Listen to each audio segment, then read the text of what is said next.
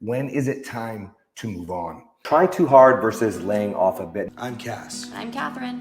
Transaction versus submission. This is going to piss some people off today. How we got here versus how to move forward. So it should be gratitude and love if it's not desire. We're MorrowMarriage. Let's flip divorce statistics with the new marriage. Welcome to the MorrowMarriage podcast, guys, where we give it to you straight, like last episode about the cheating. Check it out. Okay, this one, I want to give it to you really straight. Today, I want to talk about when is it time to move on.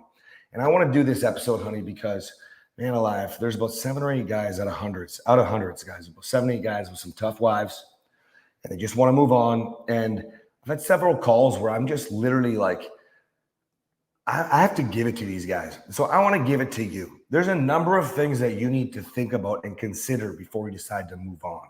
Okay. The first one would obviously be, have you actually done the work?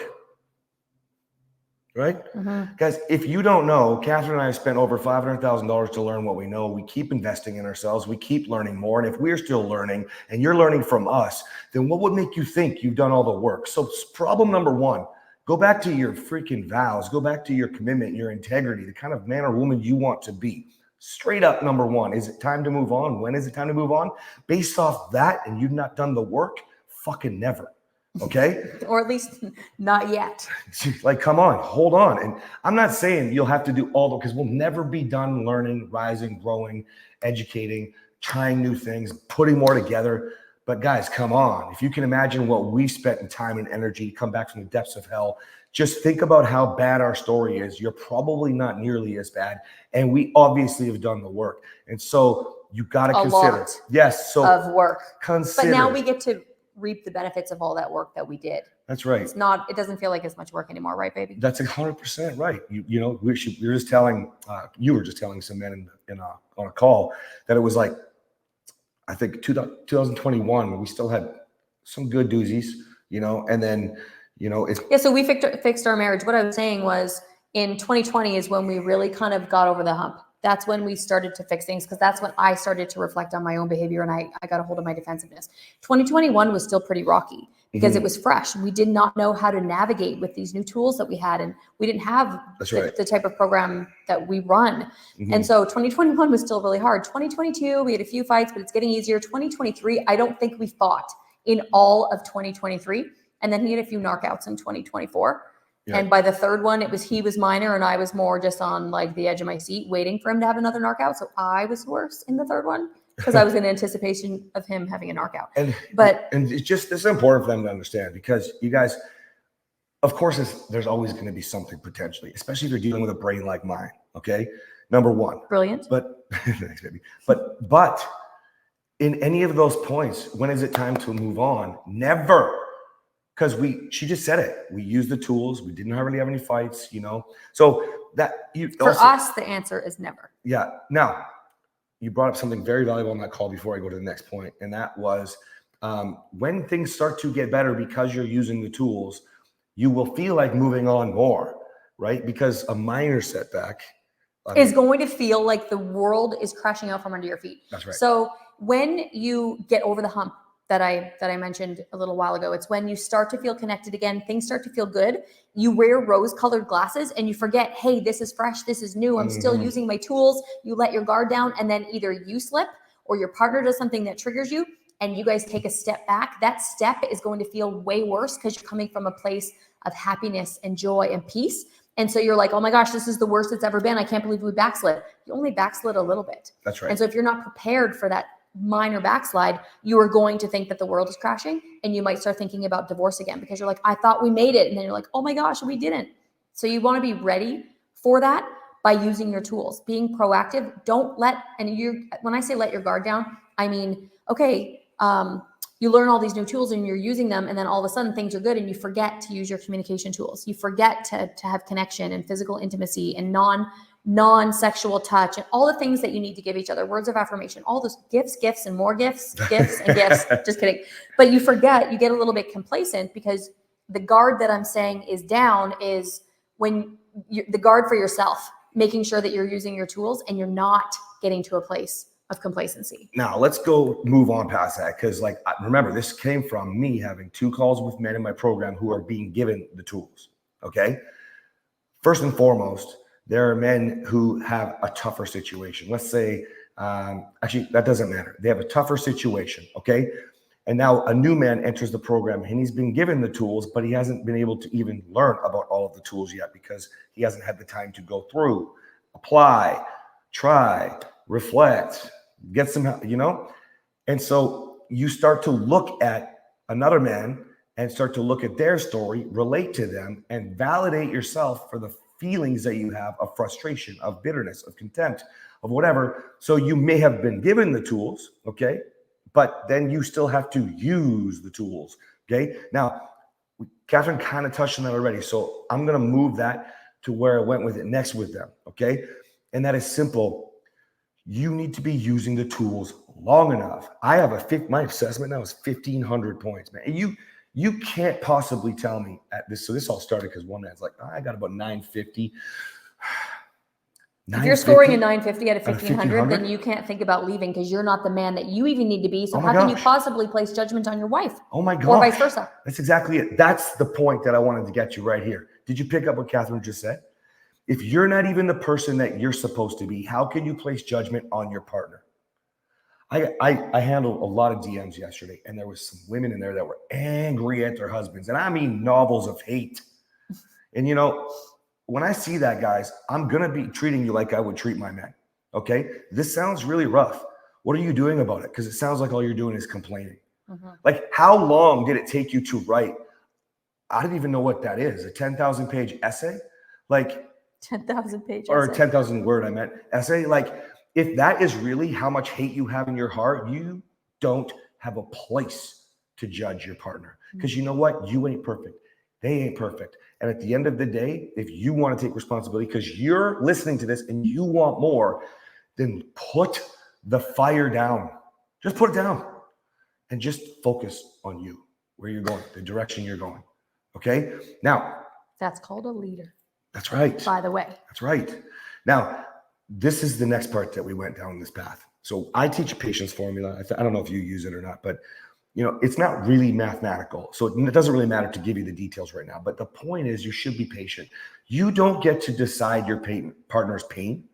You don't get to see and decide for them how your mistakes have triggered or pushed that pain, made that pain fester, grow, turn into this blossoming monster. Nothing.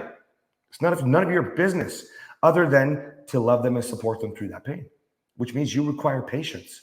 So I don't care how long you think you've tried. At the end of the day, do you really think 3 months, 6 months? I dare say, not that we've even been doing the business this long, but let's say it's 5 years from now. Like, come on. You were with them for what, 10, 15, 20? It's so bad. And now you just want to move on. Is it time to move on? I've been dealing with this for so long. Listen, you built that monster. Whatever it is that you hate, you enabled. You didn't know how to do boundaries. Kathryn is the first to admit, no matter that I'm the crazy one, Kathryn is the first to admit there must have been something wrong with me. Like, come on. I married a narcissist. How perfect could I be? Right? So if you're married to this person and you enabled the behavior and it continued to get worse, there is a level of responsibility. Now, I'm not talking about justifying physical violence. There's a lot of things that you can't justify, and we're not going down that path. You've heard me talk about it before. But if you are angry because your husband is being a dickhead, and maybe he's one all the time. Well, he wasn't one when you married him. And if he was, then that's your problem because you married a dickhead. And if he wasn't, and he got a little more dickish as time went on, then you allowed it to happen without knowing. Now, it's not necessarily your fault. You can take some responsibility. You didn't know how to stop him in his tracks. You didn't know how to love him into a place where he didn't display those characteristics.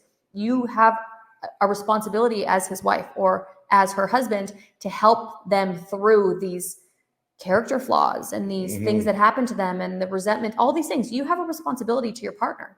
And if you don't feel like you have a responsibility, then at least you know that you have an opportunity to be able to help your partner. Yeah. So now if we know that, we have to be more patient when we're thinking about moving on. Didn't you just pick up on the fact that, whoa, there's a lot of tools I did not have, which reinforces what we talked about in the beginning, where you must learn more tools. Why do we keep learning ourselves? Okay. And if you understand all of that, understand this next. Emotions are the root of all failure and all success. If you lose 50 grand today, you're going to cry. You're going to be so angry. And if we lost 50 grand today, we'd say, well, how do we make 100 tomorrow? And we can't sit in that pain right now. Oh, I'd be pretty emotional. What? Okay. I should have talked about myself, not my wife. But we is a strong word there. Well, we are one. We are. And so I would let her feel, I would stat respond, and I would go make the money. Okay. So my point is this: you will ride an emotional roller coaster here, right?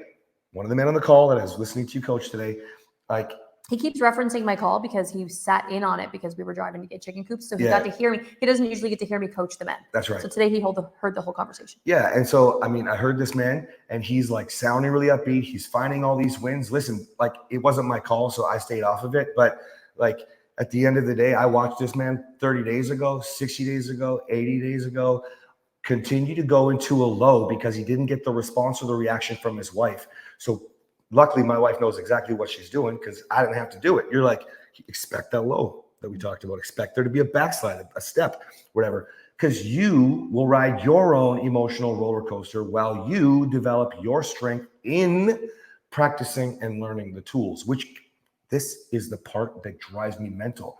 It's like some of you think you should just have a magic pill and just know how to make sure defensiveness will never come back. Like you still take it personal. When your partner doesn't, because your partner is your why, and then you hurt so bad because they don't feel the same way. And so you make them your why not, and then you want to move on. Like the moment this man feels his pain again, he's going to go backwards in time. Why? Because he hasn't been practicing. Listen, imagine the average age of most of you guys is about 40 years old. Okay? 40 years of bad habits. You've been working on yourself for a year, let's say. I'm giving you some grace when I say a year, okay? And what do we have? People often want to quit. Like, you guys got to give your head a shake, man. When is it time to move on? There are times to move on, but it might not even be safe to do so. One of them would be what Kathryn referenced, the physical violence. Like, you have to get your poop together and organized to do something like that. When is it safe to move on? Well, did you contemplate what your partner's going to be like raising your kids when you tear their heart apart and destroy them? Right?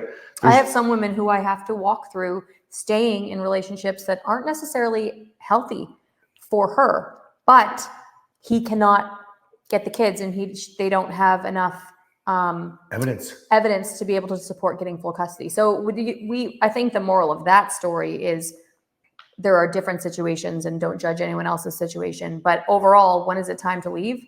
It's going to take a lot of hard thinking. Yeah, almost every single person in my program who thinks about moving on, like, we talk about motivating with a boundary.